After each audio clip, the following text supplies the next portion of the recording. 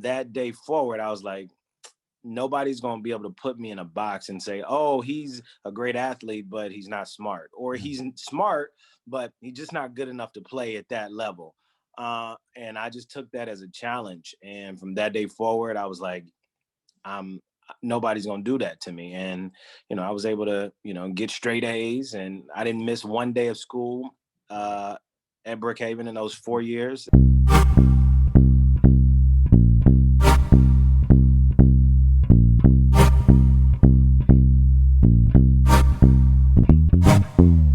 Hello, everyone. This is author Tim Brown of the book Uncommon Athletes, and I'm also on staff with the Fellowship of Christian Athletes here in Columbus, Ohio. And I'm blessed to have with me really a Florida native, family from Memphis, Tennessee. I was doing a little research on you, and now and grew up in high school in Columbus, and now in Los Angeles and Hollywood. And so I'm just thankful to have with me Maurice Hall. How's it going today, Mo? How you doing? We're good, out here in LA, man. It's about 60 degrees, so it's a little chilly for us. but doing real good, man. Good. We first met. Well, I had the opportunity to watch you play high school football here in Columbus at Brookhaven High School. And that senior year, boy, that was a special year. You scored over at 50 touchdowns as well as over 3,000 yards rushing that senior year. And I know you recruited by teams all over the country. I know your heart was Florida State and some teams down south. What really drove you to be a Buckeye? Man, yeah, I mean, obviously the main thing is, Ohio State I'd been to Ohio State to visit so many times, obviously, over my high school career, because it was only 12 minutes away from my house.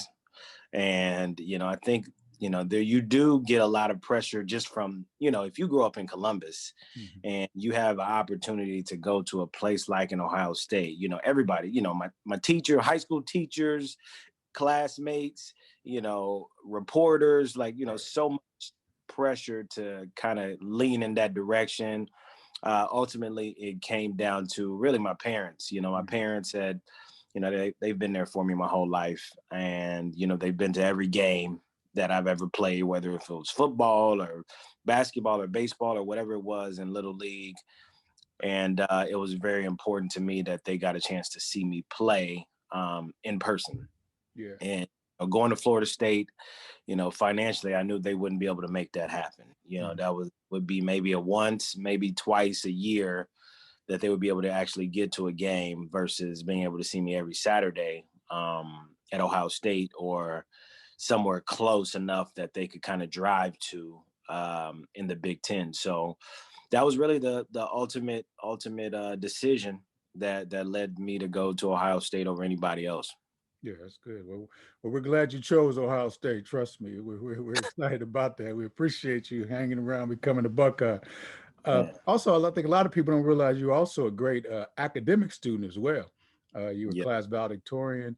You also win the National Collegiate Foundation Hall of Fame, for high school students because of the academics. You were class president and all that. Could you speak to some young athletes on how you were able to balance that academics and athletics? Yeah, I mean, for me, the interesting part is, so in middle school, I actually wasn't a good student. I was decent. I was like, I think at one time I got like 1.8 in middle school, so not a great student. And then I got to high school, and for me, I'm very competitive, and I think that competitiveness is what really motivated me initially to get good grades. I was talking to a teacher. So at Brookhaven, they had a wall where they would put plaques of like pictures of everybody who's like everybody who plays sports. It was like all city, all state, all American. And I remember talking to my science teacher at the time, and I was like, man, and this was as a freshman in high school. I'm 14, and I'm like, I'm gonna get on this wall. And he was like, and he said something about it's easy to get on a wall, but are you actually going to go to college though? Because if you're not smart enough to go to college, it really doesn't matter. And I took it as he was doubting me, right? So I took it as like, oh, he's doubting me because of, whatever, and from that day forward, I was like, nobody's going to be able to put me in a box and say, oh, he's a great athlete, but he's not smart, or he's smart, but he's just not good enough to play at that level.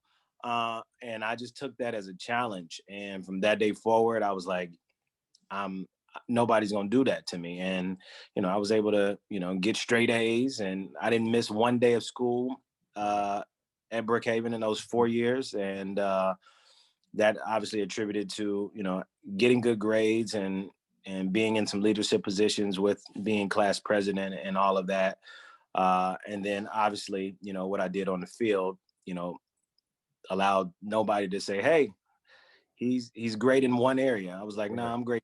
I'm gonna be great in every area. Yeah. Was that. And that's what, people, especially the young guys should understand, and the young ladies should understand that, don't let anybody put you in a box, regardless of where you come from, regardless of who's in your household. If you have a goal, that's what you need to strive for. And that goal is to be the most versatile person that you are. You weren't just made to be a great athlete. You weren't just made to be a great student. You were made to be a great person, a child of God who, and the thing about God, there's no limits on us. So he doesn't give us any limits. So don't let anyone limit you, and don't limit yourself. So, if you work hard, if you believe, and those two things alone are going to get you to the next level. But it takes both of those together. It doesn't just take one. You can work hard, but if you don't have the belief, it's not going to happen, and vice versa. So I think that's the two things that you have to really focus on and look at when in anything that you're trying to do, and you will 100% be successful. Right, that's powerful. That's a powerful statement. I know you're a strong man of faith, and that's kind of what really connected us more than Yep. anything else. It wasn't so much the football stuff. It's really your faith. Me being on staff with the Fellowship of Christian Athletes, I was always looking for some young people to come out. I mean, some athletes to come out, because I know the influence that athletes have. And I was Right. looking for some athletes to come out and share. And you were always willing, always ready. So where did Yeah. that solid foundation come from in Well, your faith? man, I mean, the funny part is, obviously it came from my parents. My parents, and I grew up in a household with two parents who, had, came from a hard life, and actually one of the, my movie that I'm actually, that I wrote and producing now is based on my parents' life. And it's really starting with my father, of growing up in Memphis, Tennessee, where he never met his biological father. His stepfather, who was in the house, was what I consider a contaminated seed. He was a alcoholic, drug addict. He beat his mom multiple times. And my dad grew up saying, I'm not going to be like either one of those guys. And subconsciously, growing up in that environment, he found himself worse.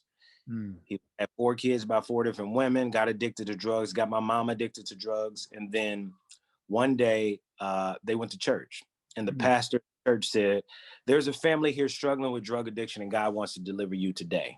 My parents were kind of looking at each other. Are they talking to us? Do they know our business? Who told them? Pastor says, whoever you are, I want you to come up here right now so I can pray with you. My parents are scared to go up. They don't want to out their transgressions to the entire congregation, but they know they need to change. So they end up going to the pastor's office after church. And meanwhile, I'm 5 years old at this time, and there's not many things I remember as a 5-year-old, but I do remember this one thing. And I remember looking through the pastor's window, seeing her touch my dad's head, and immediately his body starts convulsing. He starts burping uncontrollably, and I remember my mom saying, what's going on? What's wrong with him? And the pastor said, it's okay. It's just the demons coming out of him. And then she touched my mom's head, and my mom immediately burst into tears. And then from that day forward, they never did drugs again. And that, as a 5-year-old, when you see something like that, at the time, I didn't know what was going on. I was scared.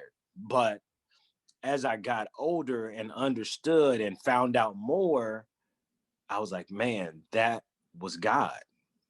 Like God. And, understanding, and I was the youngest. So my brother, who's closest to me, he's 11 years older. So at the time he was 16. So he saw it in a totally different light than I did.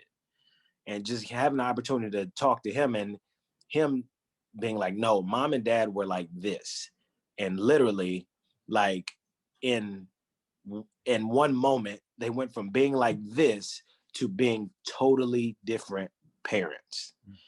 And we can only attribute that to God. So as I grew up, God was very heavy in our family, and my parents, obviously, like we all do, want the best for our kids. And because they did change their lives, it changed my life.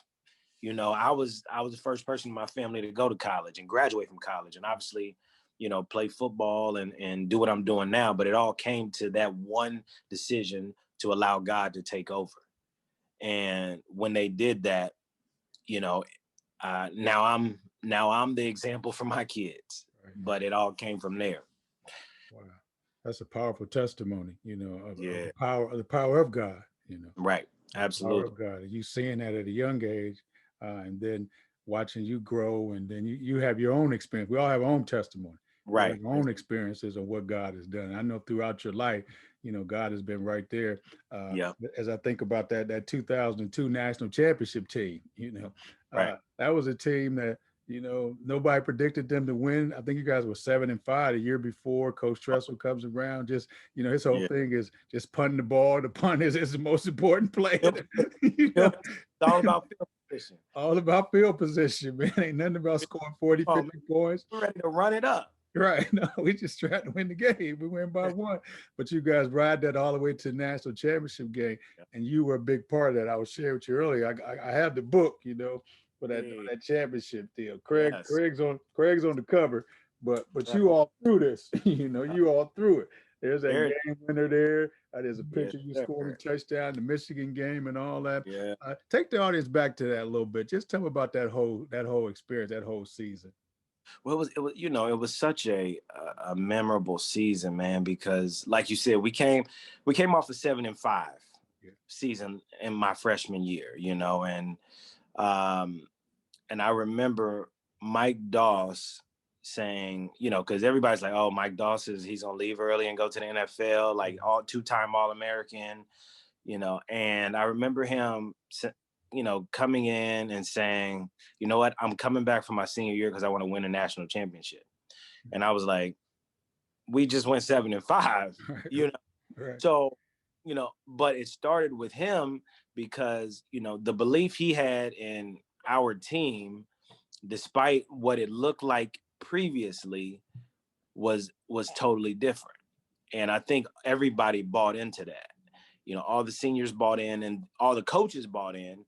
And then it kind of just trickled down to the rest of the team, to the point of we knew we had the talent, and it was just a matter of getting it done and being disciplined about it. And that's kind of how we started that season, from a training camp, from a summer conditioning. Everything was focused on, we're going to win a national championship. And basically that, and obviously anybody who saw any of those games that season, we had a lot of close games. Oh yeah. Oh yeah. So many close games that we could have lost. Yeah. And fortunately enough, we had the favor that season, and things went our way, whether it was Cincinnati, whether it was obviously Purdue, Illinois, Michigan, Right. so many different teams. But it started with us, and us believing that, hey, this was a special moment for us in our lives, and we wanted to take advantage of it. And not that there weren't any you know heartaches and disagreements and all those different things that happen on a team and during a season, but we were able to overcome them for that particular season in order to accomplish the goal, to beat arguably the best team to ever be assembled Yeah. in college football in the University of Miami. So it was a great experience, man. Yeah. Why did you feel it was so important for you to use that platform? You could have kept within yourself, enjoy it amongst others, but to share that with others, and particularly uh, sharing your faith, that Yeah. platform that God gave you from winning the national championship and all that. Well, why was that so important to you? Well, I think, I remember when I first when I got my first jersey at Ohio State, my dad said one thing. He was said, it's not, just remember the name on the back doesn't say Maurice. The name on the back says Hall. So you're representing yourself, but you also represent everybody that you're related to. And because of that, it made me take a second look at all the things that I did and all the things that I stood for and believed in. And, and fortunately enough, a gentleman by the name of Tim Brown, and, Tom Rhodey and Brian Hawkins, like, came around and gave me an opportunity to share things I believed in. And obviously, that main thing was being able to share about God and what he, I personally felt like he had done for me and what he felt like he was doing for our team at that time. So that's something I appreciate, because I don't know if I, growing up, I didn't, it wasn't one of those things where I was, unless somebody gave me that opportunity, that I was necessarily doing. So, I appreciate that opportunity. Yeah, you did a great job, and I'm sure a lot of persons were impacted by that. Seeing Absolutely. who really guided you, who really was the head of your life. Football was important, but we know God was first in your life, and For sure. and I appreciate you not being ashamed, to share that, Right. and sharing it boldly, boldly. Yeah. God is our Savior. Jesus is our Right. Savior, and our Yeah. salvation comes from Him.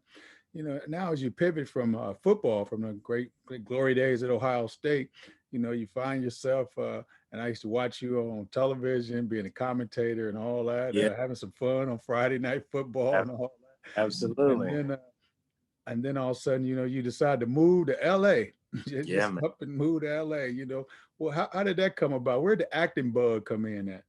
Man, you know what? It came from, it came from working at ABC and NBC for those 5 years in Columbus, where I had a chance to start doing skits and stuff on Football Friday Night, and it became a popular thing, and I had fun doing it, but people seemed to really be enjoying it, from a rating standpoint, and I remember, and this is actually how I got into acting. So I got into acting when I was working at NBC, and this was the first time I was going to do a live broadcast.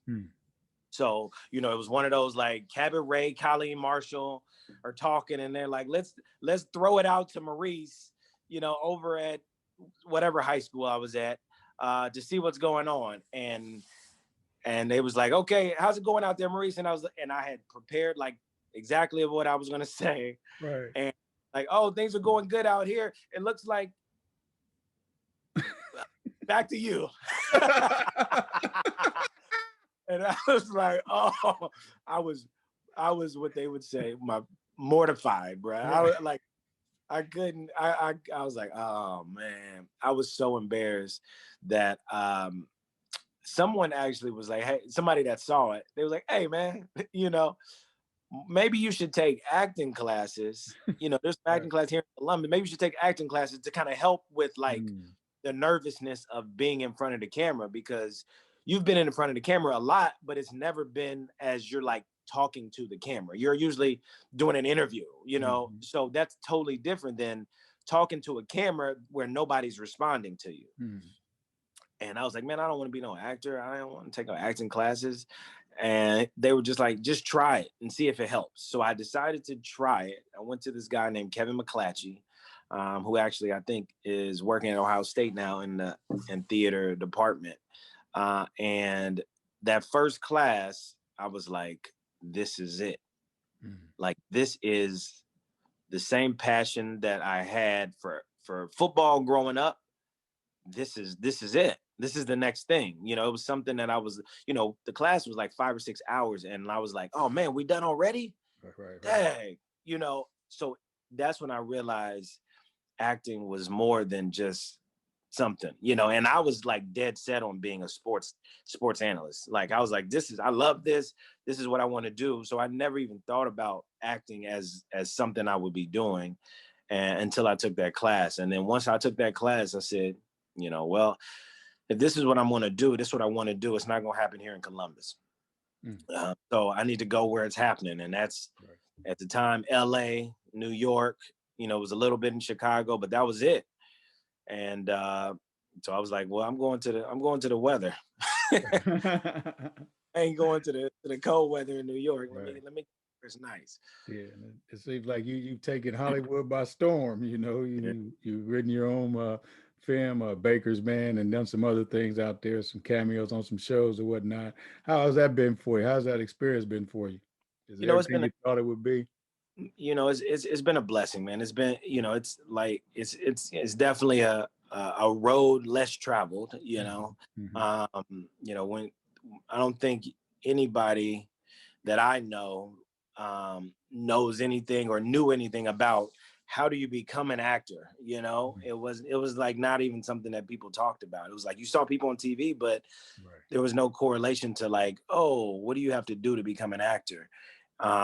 But you know, I've been fortunate, you know, but it hasn't been without its own trials, right? So, you know, I moved out here in 2009. I didn't book my first project until 2013. So you're talking about, I think I went on 89 auditions where I auditioned for a TV show or a movie or something that I didn't get. So in those years, 89 times, I got 89 no's before I got one yes. And, you know, that could be discouraging. But I think the thing that really held me up was my football experience. You know, I kind of looked at it as, you know, playing in a game. Like every play is designed to score a touchdown. But 99% of the times it's usually 4 yards, maybe a 10-yard gain, maybe a loss of yards. But eventually, if you just keep doing it, eventually it's going to work. And that's how I kind of looked at it. And, you know, since 2013, I've been fortunate and blessed enough to get some jobs and continuing to get jobs.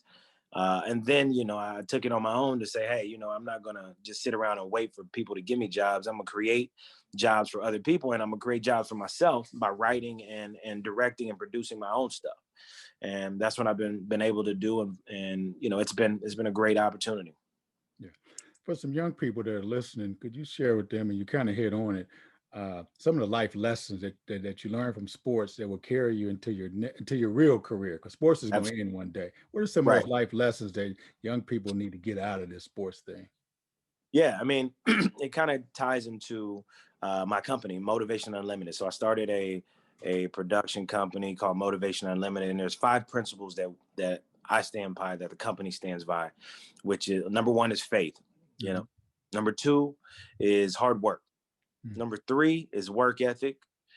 Number 4 is persistence, and number 5 is, hold on, let me go back now. I said hard. So faith, work ethic, persistence, belief in self, and now I'm forgetting the last one. But basically it comes down to those things. You know, it comes down to you believing in what you're doing. You believing that God has his eyes and his purpose on what you want to do. Working hard for it. Understanding that it's not going to come easy. Educating, that's what it was. Educating yourself on whatever you want to do, because there's a lot of people who say, I want to be an actor. But you know, they haven't sat down and properly learned how to be an actor. So it's something that you got to become a master in order for you to be successful. You know, the days of you know, I just need to be a good looking person, and I'll walk down the street and somebody will be like, hey, are you an actor? Let me put you in something. Like, that's not happening. You know, so you actually have to be great at what you do, regardless of it's, you know, football or acting or any career that you want to, you know, get to. You got to be great. You got to understand what it is and educate yourself on it. And those are the things that, you know, I live by, that I think that really has transitioned me from football, and understanding all those things, learning all those things from 9 years old to high school to college to a little bit in the NFL to what I'm doing now. Yeah, I want to. That's powerful. Just being great at something. I want to thank you for just for your commitment to excellence. Your Yeah, commitment to doing everything and not just excellent, but doing it the right way. Doing it right. the right way, not taking any shortcuts. How your work ethic and just that hard work example. And I believe that God is truly blessing you. And I'm just excited for you. It's just good to see you being married, your wife, beautiful bride, your Yeah, man. children, girl. I mean, it's truly a blessing just watching you. And that's why I wanted to have you on here so young people can see what those principles you talked about. You live by those principles of motivation unlimited, what it looks like, and what it can be when you keep Right, first. You right. work hard, you don't give up, you stay determined, what Yeah, it can look like, and being an uncommon athlete, exactly. because I was Ex- reading some stuff and they were saying that you had said when you went to Hollywood, when you went to California, you didn't tell people you were a football player.